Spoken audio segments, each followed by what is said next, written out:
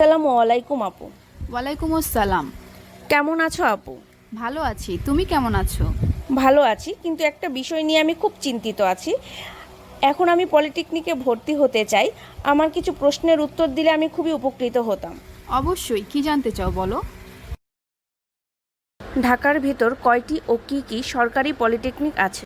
ঢাকার ভেতরে দুটি সরকারি পলিটেকনিক রয়েছে, একটি ঢাকা পলিটেকনিক ইনস্টিটিউট এবং অন্যটি ঢাকা মহিলা পলিটেকনিক ইনস্টিটিউট।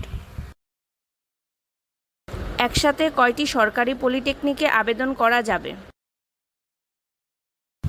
একসাথে 20টি সরকারি পলিটেকনিকে আবেদন করতে পারবে। আমি সর্বোচ্চ কয়টি সাবজেক্ট চয়েস দিতে পারবো? সর্বোচ্চ 30টি সাবজেক্ট চয়েস দিতে পারবে।